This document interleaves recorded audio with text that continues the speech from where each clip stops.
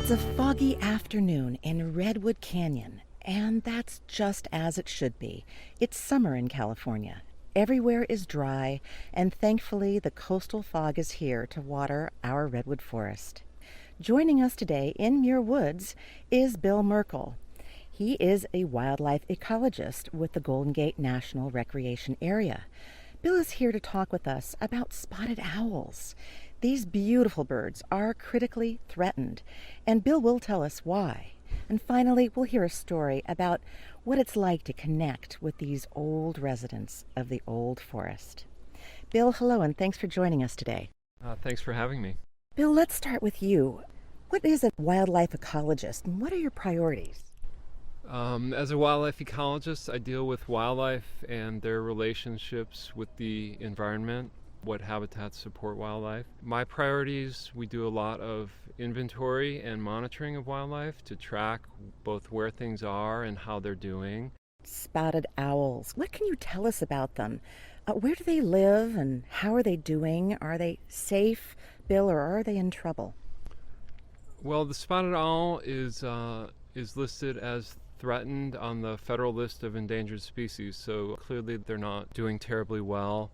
They live from southern British Columbia down to the southern extent of their range right here in Marin County. These owls live in coniferous forest furthest north, getting into sort of mixed conifer and hardwood forests in Northern California. And down here in Marin, they can exist again in any of our evergreen forests, be they hardwood or with a coniferous component. And how are they doing? The owls range-wide are not doing tremendously well. Probably the primary factor for this, well, there's several things. One has been habitat loss through things like logging. Logging isn't a big issue for spotted owls in Marin because there is very little logging going on in Marin. The bigger issue in terms of habitat loss would be development, and even though Marin has done very well in terms of preserving land with national parks and open space and conservation easements, there still is housing development taking spotted owl habitat. That's definitely still a concern, the loss of habitat.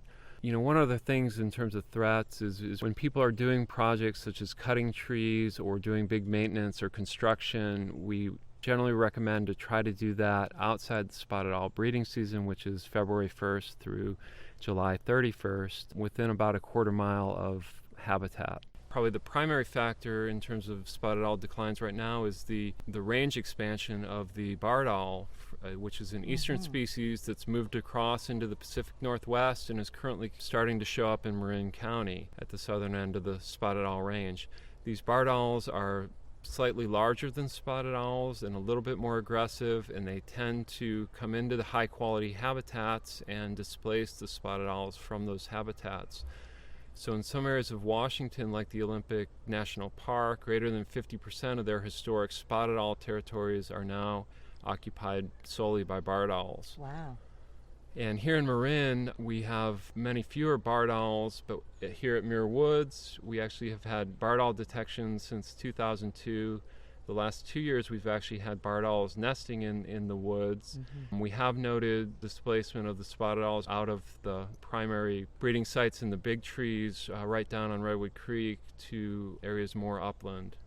So these birds prefer the big trees, but do they need this old growth forest? You know, in Marin County, the birds actually use a variety of habitats, and we would actually find them in a lot of places that I think people further north would be surprised at. The birds do typically select larger trees for nesting, but we have had them nest in smaller diameter, say tan oak trees, bay trees, coast live oak trees. But the birds are typically selecting large diameter Douglas fir and redwood trees for nesting. And then, of course, we have the issue here in Marin County and in California and some of Oregon of the sudden oak death. And so the tan oaks, the other maybe secondary choices, those are kind of disappearing too. So that's a lot of pressure on this animal to have a good spot, a good home, and raise a family easily. It's getting harder for them, isn't it? Yes, it is. As far as sudden oak death, we're trying to do a better job of tracking that threat. It is both a loss of some of these hardwood trees that are making up some of the understory below the larger conifers in some places. Some of these, like the tan oak and coast live oak, they actually produce acorns, which are a potential food resource for wood rats, which are the primary food item of the spotted owl. So we're definitely concerned about how sudden oak death may ultimately affect the spotted owls. So interconnected. Every time you touch one, you touch 10. I'm wondering, have you ever personally encountered a spotted owl out there in the forest? You're monitoring them and counting them and observing them. But have you ever had like an encounter, something you could tell us about? I'm fortunate to go out and do our spotted owl monitoring, and we do tend to see owls quite a bit during our breeding season. But one thing I can say is it's very special. Every day we go out and see an owl, it's always very exciting, and particularly because you're seeing a nocturnal species. You know, one of my favorite encounters, I really love when you're at a site that has nesting and the fledglings are out. Typically when they come out of the nest, we're trying to get a final count of how many birds actually made it out of the nest, see what the productivity for that nest was. Once they leave the nest, you have to scan all the trees around and try to find them, and what you're kind of looking for is a big gray puffball. As soon as you see that, you're excited, and after perhaps an hour of searching, one of them I was watching fairly closely, and all of a sudden it was trying to fly a little and sort of took a step and fell down the branches. And ended up catching itself and holding itself upside down, hanging upside down by one of its talons. Oh my! In the tree. It was about 50 feet off the ground, and I thought I was gonna watch this young bird tumble to the ground, and it hung on as long as it could, and finally let go. And I thought, here comes the crash. And right before the ground, it spread its wings and kind of glided, somewhat graceful landing. So that was a really exciting time out in the woods for me. Yeah, no kidding. It's amazing how life finds a way. I mean, hurtling down 50 feet and then right at the last minute glide into your burgeoning adulthood and your new life. That's a wonderful story. Thanks, Bill. Now, that brings us to our last question. You care about owls, and a lot of our listeners really treasure their experience with wildlife. And we're wondering, is there one thing that we can do to help spotted owls survive in our rapidly changing world? I would say it's hard to boil this down to one thing. Knowing that the barred owls are a big threat in Marin County, we're just trying to get a handle on where all the barred owls are. We do our best out there, but we really would love for people to report barred owl observations to either the Point Reyes National Seashore or Golden Gate National Recreation Area. You know, there's several things people can actually do. We think it's a valuable experience for people to get out and to observe the owls. Night walks are great. Muir Woods does some great programs. Do want to encourage people to practice ethical birding. You know, they shouldn't be calling in owls. And if they do get the special chance to view owls, not get too close, make sure they're not disturbing the owl, and recognize that after a certain period of time, it's good to move on and let the owls do their thing. A couple other things, we've had problems with young owls often end up on the ground, and the parents will take care of them, and they can climb back up into the trees, so please leave young owls on the ground. At your house, if you have rat problems, please don't use rat poison. You know, as the rats get out and die somewhere else, and if the owls start feeding on them, that's not a good situation. It's not a good situation for any of our wildlife, so don't use rat poison.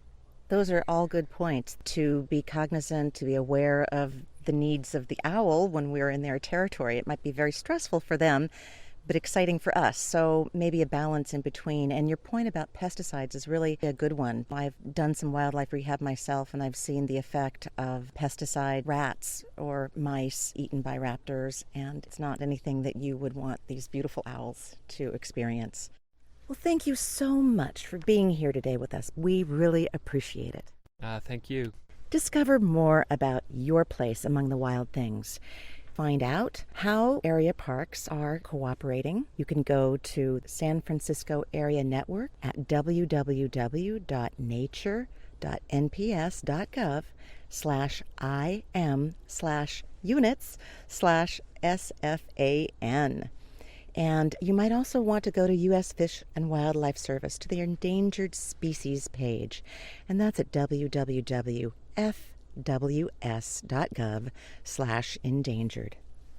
Experience, explore, connect. I'm Gina Farr. Thanks for listening.